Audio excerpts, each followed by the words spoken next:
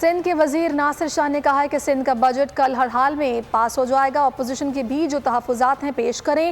M Q M کو عوام نے دھتکار دیا ہے، یہ ان علاقوں کے بھی دعوے دار بن رہے ہیں جہاں سے ان کی ایک بھی سیٹ نہیں ہے۔ میڈیا ٹاک میں ان کا کہنا تھا کہ اپوزیشن والے اسمبلی اجلاس کو کئی روز سے متاثر کر رہے تھے۔ ہمیں تانا دینے والے بھتہ خوری سانحہ 12 مئی کو بھول گئے۔ وفاق کی جانب سے پیسے کم دیے جا رہے ہیں، پھر بھی ہم نے ایک اچھا بجٹ پیش کیا۔